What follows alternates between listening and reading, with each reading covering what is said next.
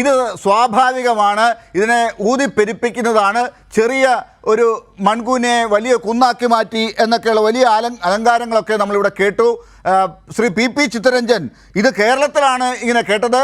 Indian national കോൺഗ്രസിൻ്റെ കേരള ഘടകത്തിൻ്റെ സംസ്ഥാന അധ്യക്ഷനും പ്രതിപക്ഷ നേതാവും തമ്മിലുള്ള സംഭാഷണമാണ്. പരസ്പര അഭിസംബോധന, പരസ്പരം എന്ന് പറയാൻ പറ്റില്ല, ഒരാൾ മറ്റൊരാളെ അഭിസംബോധന ചെയ്തതാണ് നമ്മൾ കേട്ടത്. പക്ഷേ അതിനെ വിശകലനം ചെയ്യുന്ന, കോൺഗ്രസിനെ സ്നേഹിക്കുന്ന പ്രൊഫസർ എ ജി ജോർജ് പറഞ്ഞതാണ് നമ്മളിപ്പോൾ കേട്ടത്. CPM-ലും ഇങ്ങനെയൊക്കെ നടന്നാൽ ഇങ്ങനെയൊക്കെ തന്നെയാണോ നിങ്ങളും കാണുക? ചേട്ടാനുജന്മാർ ഇങ്ങനെയാണോ?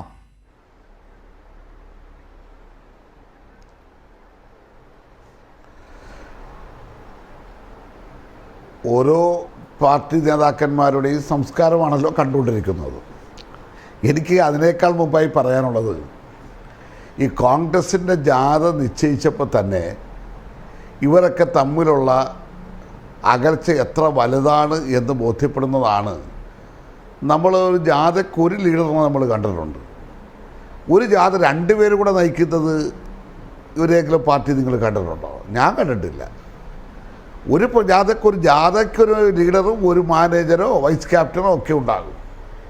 ഇവിടെ ജാഥയുടെ ലീഡർ തന്നെ യോജിച്ച് KPCC പ്രസിഡൻറ്റിനെയോ അല്ലെങ്കിൽ പ്രതിപക്ഷ നേതാവിനെയോ അങ്ങനെ ഒരാൾ ഒരു ജാഥയ്ക്ക് നേതൃത്വം കൊടുക്കുന്ന സാഹചര്യം, അതാണല്ലോ കേരളത്തിലെ കോൺഗ്രസ് ഇതിനു മുമ്പ് ആരായാലും നടത്തിയിട്ടുള്ളത്, അല്ലെങ്കിൽ മറ്റു രാഷ്ട്രീയ പാർട്ടികൾ നടത്തിയിട്ടുള്ളത്. രണ്ടുപേരും കൂടെ തന്നെ ഒരു ജാഥയ്ക്ക് പോകുന്നതോടുകൂടെ തന്നെ നമുക്കറിയാമല്ലോ എത്ര അധികം അകൽച്ചയാണ് ഇവരൊക്കെ തമ്മിലുള്ളത് എന്നതിനെ സംബന്ധിച്ച്. പുതുപ്പള്ളിയിലെ സംഭവം ബഹുമാനപ്പെട്ട ജോർജ് സാർ അത് ലളിതവൽക്കരിക്കാനാണ് നോക്കിയത്. അത് പിന്നീട് തെറ്റുപറ്റിപ്പോയതാണെന്നുള്ള നിലയിൽ പറയേണ്ടി വന്നല്ലോ. സതീശൻ പ്രതിപക്ഷ നേതാവ്, ബഹുമാനപ്പെട്ട പ്രതിപക്ഷ നേതാവ് KPCC പ്രസിഡന്റിനോട് എടുത്ത നിലപാട്, ആ നിലപാടിനെ സംബന്ധിച്ചെല്ലാം നമ്മൾ കണ്ടതല്ലേ. ഇവിടെ നിങ്ങളത് ശ്രദ്ധിച്ച് കേട്ടെ.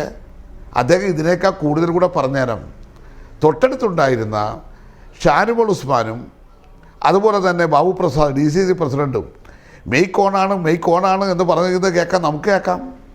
എന്നുവെച്ചാൽ മെയ്ക്ക് ഓൺ അല്ലെങ്കിൽ അദ്ദേഹം ഇതിനേക്കാൾ കൂടുതൽ പിന്നെ അദ്ദേഹം എന്തും പറയും എന്നുള്ളതിനെ സംബന്ധിച്ച് അവർക്കെല്ലാം ഒരു ധാരണയുള്ളത് കൊണ്ടാണ് അവർ പേടിച്ചിട്ട് മെയ്ക്ക് എന്ന് പറഞ്ഞുകൊണ്ടിരിക്കുന്നത്. എന്ന് മാത്രമല്ല, അദ്ദേഹം കാറിൽ കയറി പോകുന്നൊരു രംഗമുണ്ട്, നിങ്ങളെടുത്ത് നോക്കണം. എന്ന് വെച്ചാൽ ഇവിടെ കേരളത്തിൻ്റെ ചരിത്രത്തിൽ ഇത്ര അപക്വമായ, ഇത്ര ദുർബലരായ ഒരു KPCC പ്രസിഡൻറ്റും ഒരു പ്രതിപക്ഷ നേതാവും ഉണ്ടായിട്ടില്ല എന്നുള്ളത് യാഥാർത്ഥ്യമാണ്. മുല്ലപ്പള്ളി രാമചന്ദ്രൻ KPCC പ്രസിഡൻറ്റ്, രമേശ് ചെന്നിത്തല പ്രതിപക്ഷ നേതാവ്. അതിനു മുമ്പ് ലാലു പറഞ്ഞില്ല, ഞാൻ അവരുടെ എല്ലാം പട്ടികയിലേക്ക് പോകുന്നില്ല. പക്ഷെ അവരെയൊക്കെ വെച്ച് നോക്കുമ്പോൾ ഈ രണ്ടുപേരും KPCCയുടെ പ്രസിഡന്റ് സ്ഥാനത്തിരിക്കുന്ന ആൾ പറഞ്ഞത് നമ്മൾ കണ്ടതാണല്ലോ. എന്താ, ഗവർണർ സംഘപരിവാറുകാരെ അവരിൽ നല്ലവരില്ലേ, സംഘപരിവാർ നല്ല ആൾക്കാരല്ലേ, അവരെ സെനറ്റിലെടുത്തതിനകത്ത് എന്താ കുഴപ്പം? ഏത് കസേരയിരുന്നുണ്ടാണ് പറയണത്? KPCCയുടെ പ്രസിഡന്റ് സ്ഥാനത്തിരുന്നുകൊണ്ട്. അദ്ദേഹം പ്രസിഡന്റ് ആകുന്നതിന് മുമ്പ് എന്ത് വേണമെങ്കിലും പറഞ്ഞോട്ടെ. പക്ഷെ KPCCയുടെ പ്രസിഡന്റ് എന്ന് പറയുന്ന മഹനീയമായ സ്ഥാനം അലങ്കരിക്കുന്ന വ്യക്തിക്ക് മിനിമം ഉണ്ടാകേണ്ട ഒരു സംസ്കാരമുണ്ടല്ലോ.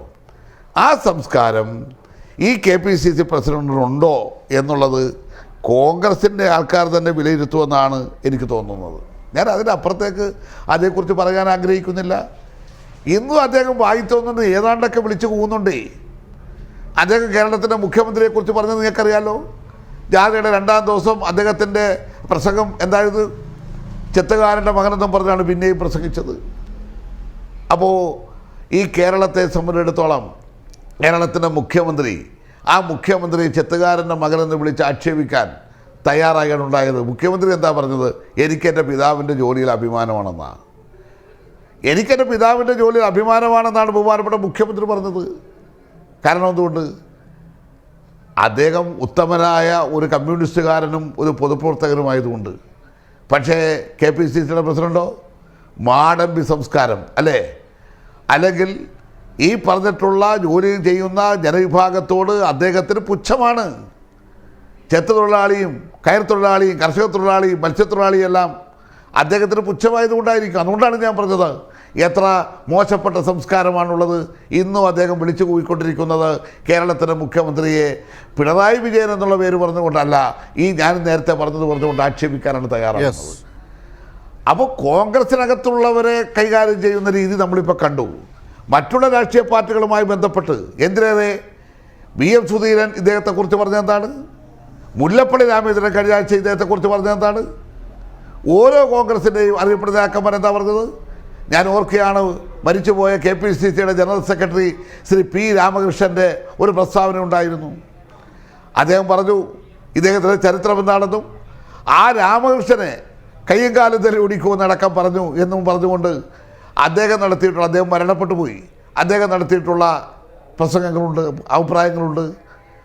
അപ്പോൾ ഞാൻ പറഞ്ഞത്, എന്തും ചെയ്യുവാൻ മടിയില്ലാത്ത, എത്ര വൃത്തികെട്ട വാക്കും സംസാരിക്കാൻ മടിയില്ലാത്ത ഒരു വ്യക്തി ഈ കേരളത്തിലെ കോൺഗ്രസ് പ്രദേശ് കമ്മിറ്റിയുടെ അധ്യക്ഷ സ്ഥാനത്തിരിക്കുന്നു എന്നുള്ളത് മഹത്തായ കോൺഗ്രസിൻ്റെ കഴിഞ്ഞകാല പാരമ്പര്യമുണ്ടല്ലോ, അത് മുഴുവൻ കളഞ്ഞു കുളിക്കുന്നു എന്ന് മാത്രമല്ല ഈ കേരളത്തിന് തന്നെ അപമാനകരമാണ് എന്നുള്ളതാണ് എനിക്കതിൽ പറയാനുള്ളത്. ശരി.